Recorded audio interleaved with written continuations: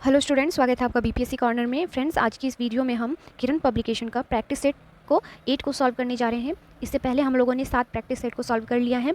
और अगर आप मेरे चैनल पर नए आए हैं तो प्लीज़ इससे पहले जो 7 चैप्टर आपको करवा दिए गए हैं उन सबको भी कर लीजिए।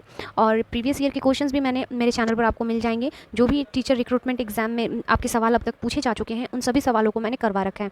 और प्लीज़ मुझे सपोर्ट करने के लिए चैनल को सब्सक्राइब कर लीजिए और अगर इंपॉर्टेंट लगे तो प्लीज़ दूसरों को भी शेयर किया कीजिए। देखते हैं आज के महत्वपूर्ण सवालों को और शुरू करते हैं आज का सेशन। और आज का पहला सवाल है, केंद्रीय शुष्क क्षेत्र अनुसंधान संस्थान काजरी में स्थित है। तो यह स्थित है जोधपुर में। ऑप्शन 1 इसका राइट आंसर हो जाएगा। यह जो central arid zone research institute है वह जो है जोधपुर में अवस्थित है। जान लीजिए इसके बारे में। इसकी जो स्थापना है वह जो हुई थी 1959 को हुई थी। और इसका जो आदर्श वाक्य है यह है, शुष्क भूमि के लचीलेपन को बढ़ाना। यह इसका आदर्श वाक्य है। नेक्स्ट देख लेते हैं अगले सवाल को। अगला सवाल है, डबल फॉल्ट शब्द किस खेल से जुड़ा है? तो इसका राइट आंसर हो जाएगा, डबल फॉल्ट शब्द का जो मतलब होता है दूसरी सर्विस पर भी फॉल्ट मारना। तो ऑप्शन 1 इसका राइट आंसर हो जाएगा। यह जो शब्द है लॉन टेनिस से जुड़ा है।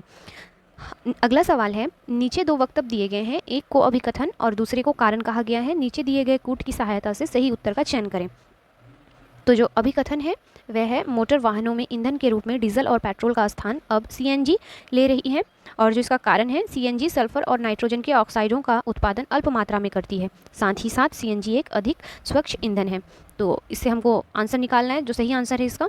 तो इसका राइट आंसर हो जाएगा ऑप्शन 1। ए और आर जो है दोनों सही है और आर ए की सही व्याख्या करता है। नेक्स्ट देख लेते हैं अगले सवाल को। अगला सवाल है, यह गैस मौसम के गुब्बारों में भरी जाती है। तो यह जो भरी जाती है यह हो जाएगा ऑप्शन 2 हीलियम। जो मौसम के गुब्बारे या तो हाइड्रोजन या हीलियम से भरे होते हैं।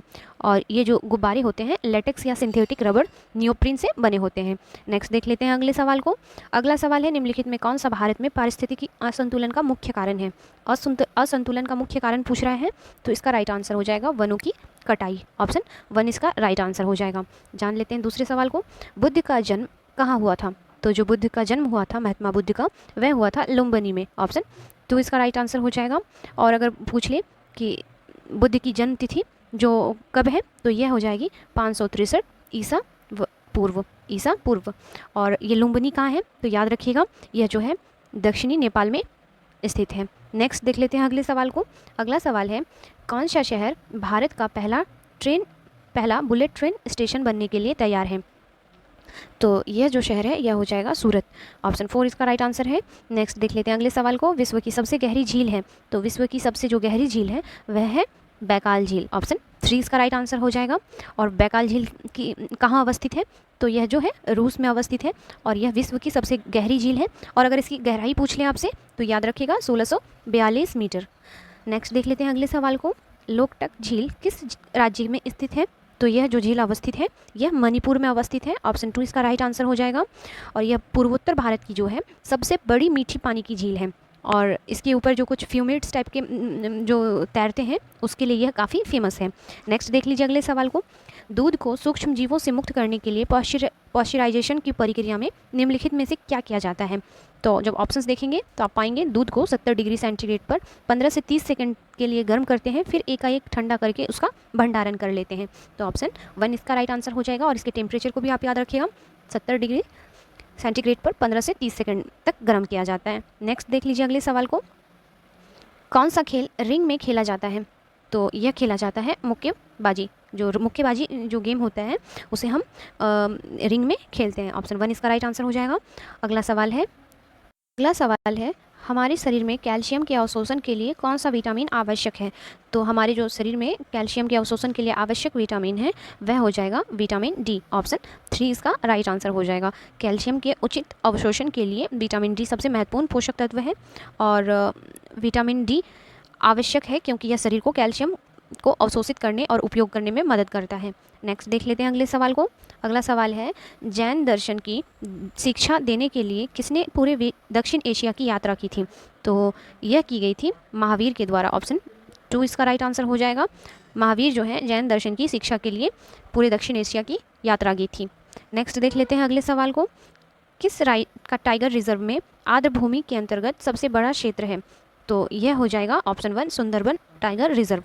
यह जो सुंदरबन टाइगर रिजर्व है आर्द्र भूमि के तहत सबसे बड़ा क्षेत्र है, जो इसके कुल क्षेत्रफल का 96.76% है।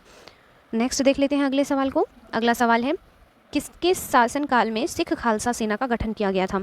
तो जो रंजीत सिंह हैं, इनके जो शासनकाल में जो है खालसा सेना का गठन किया गया था। और यह कब किया गया था? तो याद रखिएगा, सिख खालसा सेना का जो गठन है वह 1799 ईस्वी में रंजीत सिंह द्वारा लाहौर पर कब्जा करने के साथ साथ गठित सिख साम्राज्य की सैन्य शक्ति को बढ़ाना था। नेक्स्ट देख लेते हैं अगले सवाल को। अगला सवाल है, भारत के राष्ट्रपति को पद की शपथ कौन दिलाता है? तो यह जो भारत के मुख्य न्यायाधीश होते हैं वह दिलाते हैं राष्ट्रपति को शपथ पद। नेक्स्ट देख लेते हैं अगले सवाल को। अगला सवाल है, भारतीय संसद में शामिल हैं। तो भारतीय संसद में राष्ट्रपति, राज्यसभा और लोकसभा, इन तीनों को मिलाकर हम संसद का निर्मित करते हैं या निर्माण होता है। ऑप्शन 4 इसका राइट आंसर हो जाएगा। नेक्स्ट सवाल है, निम्नलिखित में कौन सा बिहार में अवस्थित नहीं है? बिहार में जो अवस्थित नहीं है वह हो जाएगा ऑप्शन 2 रूमटेक मॉनेस्ट्री। जो रूमटेक मॉनेस्ट्री है वह बिहार में स्थित नहीं है। ये जो स्थित है यह सिक्किम में स्थित है। ऑप्शन 2 इसका राइट आंसर हो जाएगा। वहीं विक्रमशिला विश्वविद्यालय, वैशाली का स्तूप, अशोक स्तंभ, ये तीनों ही जो है बिहार राज्य में अवस्थित हैं। और जो ये रूमटेक मॉनेस्ट्री है सिक्किम राज्य में स्थित है, जिसे धर्मचक्र केंद्र के नाम से भी जाना जाता है। नेक्स्ट देख लेते हैं अगले सवाल को। इनमें से कौन सा कथन सही नहीं है? तो जो कथन सही नहीं है ऑप्शंस को पढ़ने पर आप पाएंगे, जो ऑप्शन 3 है, कपास के बीज पशु के शरीर से चिपककर एक स्थान से दूसरे स्थान तक पहुँचते हैं, यह जो कथन है यह गलत कथन है। नेक्स्ट देख लेते हैं अगले सवाल को। खाद के संदर्भ में नीचे दिए गए विकल्पों की मदद से सही उत्तर का चयन करना है। खाद एक कार्बनिक जैविक पदार्थ है। खाद पौधों या जंतु अपशिष्ट से प्राप्त होती है। अपघटित पदार्थ खाद्य के रूप में उपयोग किया जाता है। खाद से मिट्टी को ह्यूमस प्राप्त नहीं होती है। तो जो कथन सही है वह है ऑप्शन 4 ए, बी और सी जो है इसका सही आंसर हो जाएगा। नेक्स्ट देख लेते हैं अगले सवाल को। अगला सवाल है, बाढ़ का मुख्य कारण है। तो जो बाढ़ का मुख्य कारण हो जाएगा वह हो जाएगा ऑप्शन 4। ऑप्शन 4 उपयुक्त सभी जो है बाढ़ के कारण है। भारी वर्षा, बांध से अचानक पानी छोड़ना और निम्न स्तरीय भूमि, ये जो है सभी कारण जो है बाढ़ के प्रमुख कारणों में से एक है। अगला सवाल है, बीज किसकी उपस्थिति में अंकुरित होता है? तो जो बीज अंकुरित होता है वह जल, हवा, सूर्य की प्रकाश उपयुक्त सभी का जब होता है तब बीज में उस सभी की उपस्थिति में बीज का जो होता है अंकुरन होता है। तो ऑप्शन 4 इसका राइट आंसर हो जाएगा। नेक्स्ट हमारा सवाल है, छाया होती है। तो छाया जो होती है वह काली होती है। ऑप्शन 3 इसका राइट आंसर है और सभी को पता है कि हमारा शैडो कैसा होता है। नेक्स्ट सवाल है, मधुबनी चित्रकला किस राज्य से संबंधित है? तो मधुबनी जो चित्रकला है वह बिहार का प्रमुख चित्रकला है। और मधुबनी चित्रकला जो है सर्वप्रथम महिलाओं द्वारा रंगोली के रूप में बनाया गया था। बाद में कपड़ों एवं दीवारों पर यह चित्रकला बनाया जाने लगा और सर्वप्रथम विश्व के सामने WC आर्चर ने मधुबनी चित्रकला को लाया था। WC आर्चर ने। तो कुछ इंपॉर्टेंट फैक्ट थे फ्रेंड्स, याद रखिएगा। और फ्रेंड्स प्लीज़ वीडियो को ज़्यादा से ज़्यादा शेयर किया कीजिए। प्लीज़ सपोर्ट करने के लिए सही, लेकिन शेयर जरूर किया कीजिए। नेक्स्ट सवाल है हमारा, पृथ्वी का उपग्रह है। तो पृथ्वी का जो उपग्रह है वह हो जाएगा चंद्रमा, जो है पृथ्वी का केवल एकमात्र प्राकृतिक उपग्रह है। नेक्स्ट देख लेते हैं अगले सवाल को। खाद्य तेल सरसों के किस भाग्य से प्राप्त होता है? तो जो सरसों जो प्राप्त होता है हमें खाद्य तेल के रूप में वह बीज के रूप में हम पाते हैं। सरसों के बीज से ही जो होता है वह तेल बनता है। नेक्स्ट देख लेते हैं अगले सवाल को। मृदा की सबसे ऊपरी परत होती है मृदु, सरंध्र, कम जल धारण करने वाली। तो कौन सा ऑप्शन सही हो जाएगा? तो यह हो जाएगा ऑप्शन ए। जो ए भी है वह सबसे ऊपरी परत होती है, मृदु तथा सरंध्र। नेक्स्ट देख लेते हैं, मनुष्य की हड्डी की कठोर संरचना है। तो मनुष्य की हड्डी का जो सबसे कठोर संरचना है वह है खोपड़ी, स्कल। ऑप्शन 3 इसका राइट आंसर हो जाएगा। और मनुष्य की खोपड़ी में कुल कितने बोन्स होते हैं? तो याद रखिएगा कुल 29। नेक्स्ट देखते हैं अगले सवाल को। जीवाणु द्वारा कौन सा रोग होता है? तो जीवाणु द्वारा जो रोग होता है हैजा, टाइफाइड, क्षय रोग, ये सभी जो है जीवाणु जनित रोग हैं। नेक्स्ट है हमारा, उत्तरी ध्रुव और दक्षिणी ध्रुव के बीच इमेजिनरी लाइन को क्या कहते हैं? तो इमेजिनरी लाइन को जो कहा जाता है उसे हम वृत्त भूमध्य रेखा के नाम से जानते हैं। नेक्स्ट देख लेते हैं अगले सवाल को। अगला सवाल है, जलने में सहायक करने वाली गैस है, मतलब किसी चीज़ के जलने में जो सहायक गैस है वह हो जाएगा ऑप्शन 4 ऑक्सीजन। ऑक्सीजन जो है किसी के जलने में सहायक होता है। नेक्स्ट है हमारा, इनमें से जो बीज से नहीं उगाया जाता है, तो जो बीज से नहीं उगाया जाता है वह गुलाब का पौधा हो जाएगा। बाकी ये जो है सभी में बीज पाया जाता है और बीज से ही इन पौधों का विकास होता है। नेक्स्ट देख लेते हैं अगले सवाल को। अगला सवाल है, नीचे जीभ से संबंधित कार्य दिए गए हैं। दिए हुए कूट की सहायता से सही उत्तर का चयन करना है। यह शर्करा को मांड में बदल देती है। यह खाने में लार मिलाती है। इसकी सतह पर लार ग्रंथि होती है। खाने के स्वाद की पहचान करना है। तो कूट आपको चुनना है जो इसमें सही कूट है। तो इसका राइट आंसर हो जाएगा बी और डी, जो ऑप्शन 3 है यह सही हो जाएगा कि यह खाने में लार मिलाती है तथा खाने के स्वाद की पहचान करती है। नेक्स्ट देख लेते हैं अगले सवाल को। निम्नलिखित में कौन फसल को बर्बाद नहीं करता है? तो जो फसल को बर्बाद नहीं करता है वह हो जाएगा ऑप्शन 2 खाद। जो फर्टिलाइजर्स होते हैं वह फसल की पैदावार तथा मिट्टी की उर्वरता शक्ति को बढ़ाते हैं, जबकि जानवर, पालतू पशु, कीटाणु ये सभी फसलों को नष्ट कर देते हैं।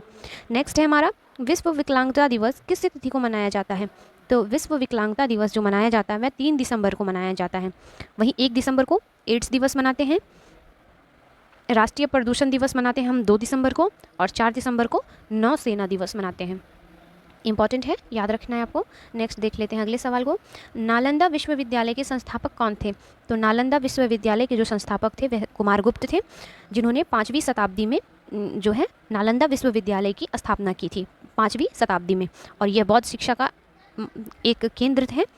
नेक्स्ट देख लेते हैं अगले सवाल को। अगला सवाल है कम तापक्रम पर भोजन के भंडार से उनका पोषण तत्व तो क्या होता है? कोई प्रभाव नहीं पड़ता है कम तापमान पर। ऑप्शन 3 इसका राइट आंसर हो जाएगा। अगला सवाल है पौधा मिट्टी से क्या प्राप्त करता है? तो इसका राइट आंसर हो जाएगा खनिज लवण। जो पौधे होते हैं वे मिट्टी से खनिज लवण की प्राप्ति करते हैं।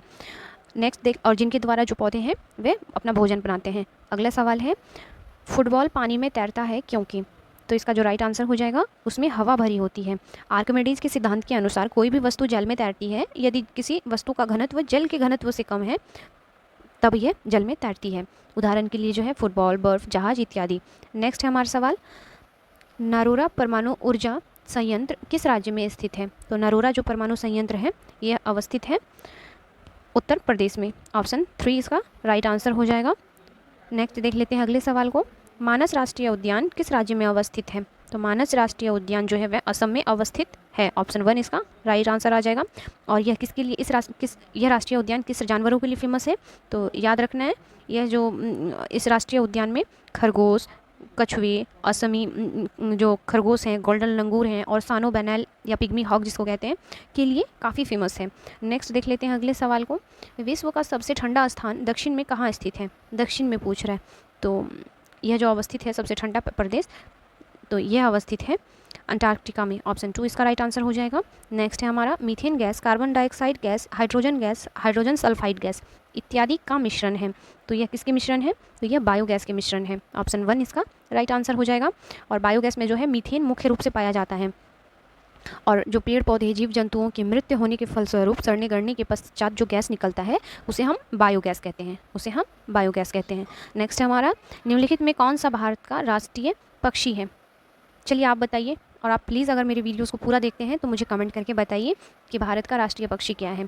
प्लीज़ आप कमेंट करके बताइए, मैं नहीं बता रही इस क्वेश्चन का आंसर। नेक्स्ट है हमारा चिमटा उदाहरण है। तो जो चिमटा उदाहरण है वह है तृतीय श्रेणी लीवर का। ऑप्शन 3 इसका राइट आंसर हो जाएगा। नेक्स्ट है हमारा कुछ ऐसे पौधे भी होते हैं जो चूहे, मेढकों, कीड़े मकोड़ों और छोटे जीवों का शिकार करते हैं। इनमें नेपथिन्स सबसे ज़्यादा मशहूर है। यह पौधे भारत के कौन से राज्य में मुख्यतः पाए जाते हैं? जो नेपथिन्स का पौधा होता है यह भारत के किस राज्य में मुख्यतः पाया जाता है, यह पूछ रहा है। तो यह पाया जाता है मेघालय में। ऑप्शन 4 इसका राइट आंसर हो जाएगा। जो नेपथिन्स खासियाना भारत की एकमात्र पिंचर प्लांट के रूप से जानते हैं, जो मुख्य रूप से मेघालय में पाई जाती है। नेक्स्ट देखते हैं अगले सवाल को। पृथ्वी अपने अक्ष पर घूमती है। तो पृथ्वी अपने जो है पश्चिम से पूरब की ओर, बताया मैंने ये पृथ्वी है, और ये इसका जो वेस्ट टू ईस्ट इसका डायरेक्शन है, ऐसे रोटेट करती है। नेक्स्ट देख लेते हैं अगले सवाल को। निम्नलिखित में से किस कार्य से हृदय की धड़कन तेज होती है? तो जो दौड़ते हैं जब हम, तब हमारा हृदय का जो धड़कन होता है वह काफ़ी तेज होता है। अगला सवाल है बच्चों का हक मिड डे मील किन कक्षाओं के बच्चों को दिया जाता है? तो यह जो दिया जाता है कक्षा 8 से 8 तक के बच्चों को। जो मध्याह्न भोजन कार्यक्रम के तहत कक्षा 1 से 5 तक के जो बच्चों को 300 कैलोरी और 12 ग्राम प्रोटीन वाला पका हुआ मध्याह्न भोजन उपलब्ध कराया जाता है। और यह भारत में एक स्कूली भोजन कार्यक्रम है जिसे पूरे देश में स्कूली बच्चों की पोषण संबंधी स्थिति को बेहतर बनाने के लिए तैयार किया गया है। नेक्स्ट देख लेते हैं अगले सवाल को। अगला सवाल है आँख के बीज का प्रकीर्णन कैसे होता है? तो आग के बीच का जो प्रकीर्णन होता है वह हवा के द्वारा होता है। ऑप्शन 2 इसका राइट आंसर हो जाएगा। नेक्स्ट है हमारा हरे पौधे को प्रकाश संश्लेषण हेतु क्या नहीं चाहिए? जो नहीं चाहिए फोटोसिंथेसिस के लिए। तो इसका राइट आंसर हो जाएगा फ्रेंड्स ऑप्शन 3 खनिज लवण। ऑप्शन 3 प्रकाश संश्लेषण की क्रिया के द्वारा अंतिम उत्पाद के रूप में जो है H2 एवं ऑक्सीजन मुक्त होती है। नेक्स्ट देख लेते हैं अगले सवाल को। अगला सवाल है किस पौधे की पत्ती से नया पौधा निकलता है? तो इसका राइट आंसर हो जाएगा पत्थर चट्टा। एक जो है सपुष्पक पादप है जो भारत के सभी राज्यों में पाया जाता है और इसकी जो उत्पत्ति स्थल है वह मेडागास्कर को कहा जाता है और इसके पत्तों के किनारों से नया पत्ता निकलता है, यह पत्थर चट्टा के पौधों से। नेक्स्ट है हमारा छाया की लंबाई किस पर निर्भर करती है? तो छाया की या शैडो की जो लंबाई है वह निर्भर करती है वस्तु और प्रकाश स्रोत के बीच के कोण पर। ऑप्शन 3 इसका राइट आंसर हो जाएगा। अगला सवाल है हमारा प्रतिशत के हिसाब से वायुमंडल का मुख्य घटक कौन है? तो प्रतिशत के हिसाब से अगर हम वायुमंडल का जो घटक देख लें तो वह हो जाएगा नाइट्रोजन, क्योंकि यह कुल वायुमंडल में 78% मौजूद होता है 78%। वहीं जो ऑक्सीजन होता है 21%, कार्बन डाइऑक्साइड जो होता है 0.03%। वहीं अगर मीथेन की बात करें आर्गन की बात करें तो 0.09%। नेक्स्ट सवाल है हमारा ऋग्वेद किस भाषा में है? तो ऋग्वेद जो किस भाषा में है? तो यह हो जाएगा वैदिक संस्कृत। ऑप्शन 2 इसका राइट आंसर हो जाएगा और यह सबसे प्राचीनतम वेद है और इसमें कुल 10 मंडल हैं, याद रखिएगा। और जो 9वां मंडल है वह सोम को समर्पित है। तो कुछ इंपॉर्टेंट फैक्ट थे जो आप याद रखिए। नेक्स्ट सवाल है हमारा बुद्ध ने अपना प्रथम उपदेश कहाँ दिया था? तो यह सारनाथ में दिया गया था इनका प्रथम उपदेश। नेक्स्ट देख लेते हैं अगले सवाल को। इनमें से कौन मौर्य वंश का महत्वपूर्ण शासक नहीं है? जो मौर्य वंश का शासक नहीं है वह हो जाएगा पुष्यमित्र शुंग। पुष्यमित्र जो शुंग थे वह जो थे मौर्य वंश के अंतिम शासक बृहदत्त की हत्या कर शुंग वंश की स्थापना की थी। बाकी ये जो तीनों हैं यह मौर्य वंश से रिलेट हैं। नेक्स्ट देख लेते हैं अगले सवाल को। नीचे दिए गए कूट में से सही विकल्प चुनकर रिक्त स्थान की पूर्ति करें। तो जो दिया गया है सेंटेंस, मैं डैश के मूलन गांव से आया हूँ, हमारे यहाँ बहुत बारिश होती है इसलिए हमारे घर ज़मीन से लगभग 10 से 12 फीट ऊंचे बने होते हैं या फुट। इन्हें मजबूत बांस के खंभों पर बनाते हैं। तो यह कौन सा राज्य है आपको बताना है। तो इसका राइट आंसर हो जाएगा ऑप्शन 4 असम। ऑप्शन 4 असम जो है इसका आंसर हो जाएगा। मोलान गांव जो है असम के सोनितपुर जिले में अवस्थित है और असम में भारी वर्षा होती है और घर जो होता है ज़मीन से लगभग 10 से 12 फीट ऊपर बने होते हैं और यह बारिश के दौरान घर में बाढ़ से बचाता है। नेक्स्ट देख लेते हैं अगले सवाल को। चीनी यात्री फाहियान ने भारत की यात्रा किसके शासनकाल में की थी? तो यह किया गया था चंद्रगुप्त द्वितीय के शासनकाल में। जो चीनी यात्री फाहियान ने जो भारत की यात्रा की थी वह चंद्रगुप्त जो है द्वितीय के शासनकाल में किया गया था और चंद्रगुप्त द्वितीय को ही हम विक्रमादित्य के नाम से जानते हैं और जो विक्रमादित्य हैं के समय को हम भारत का स्वर्ण युग के नाम से भी जानते हैं। स्वर्ण युग का भी युग कहा जाता है। नेक्स्ट देख लेते हैं अगले सवाल को। अगला सवाल है भारत में पहली महिला राज्यपाल कौन बनी? तो भारत की जो प्रथम महिला राज्यपाल थी वह थी सरोजनी नायडू और यह उत्तर प्रदेश की प्रथम या पूरे भारत की प्रथम राज्यपाल बनी थी। नेक्स्ट देख लेते हैं अगले सवाल को। अगला सवाल है भारत ने किस स्मारक से अपना राष्ट्रीय प्रतीक चुना है? इसका राइट आंसर हो जाएगा ऑप्शन 3 सारनाथ। जो भारत का राष्ट्रीय प्रतीक सारनाथ में मौर्य सम्राट अशोक द्वारा 250 ईसा वर्ष पूर्व में बनवाए गए स्तंभ के शीर्ष से लिए गए हैं। नेक्स्ट सवाल है हमारा नाथुला दर्रा का रास्ता प्राचीन काल में किस नाम से जाना जाता था?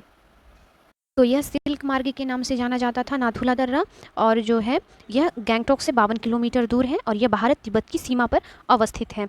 नेक्स्ट देख लेते हैं अगले सवाल को। अगला सवाल है नीचे 2 कथन दिए गए हैं, दिए हुए विकल्पों से सही उत्तर का चयन करना है।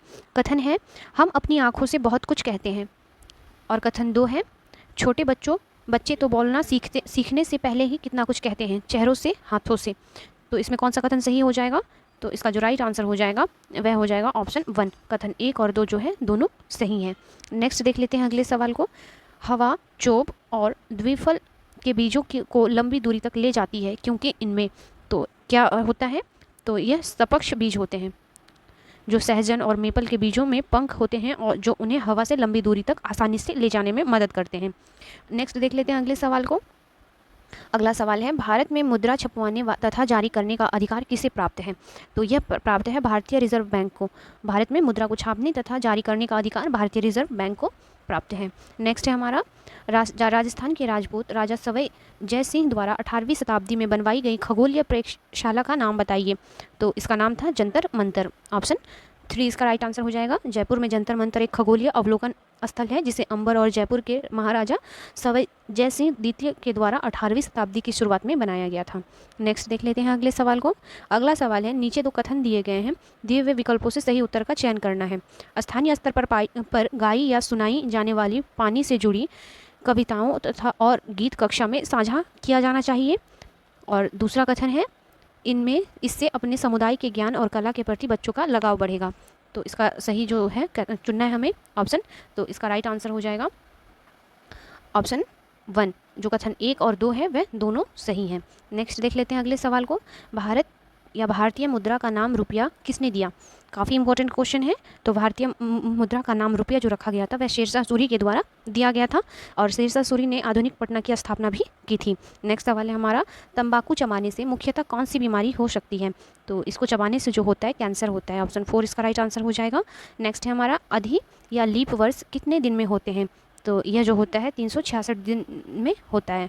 एक लीप वर्ष जो होता है फरवरी जो होता है 29 दिनों का होता है तथा सामान्य वर्षों में जो फरवरी का महीना होता है वह 28 दिनों का होता है। इसलिए एक लीप वर्ष में कुल 66 दिन होते हैं। नेक्स्ट सवाल है हमारा, निम्नलिखित कथनों में से कौन सा कथन सही है? उर्वरकों के अत्यधिक उपयोग से फसल की अच्छी उपज प्राप्त होती है, साथ ही मिट्टी की उर्वरता भी बढ़ती है। मिट्टी की उर्वरता बनाए रखने के लिए हमें जैविक खाद के स्थान पर उर्वरकों का उपयोग करना चाहिए।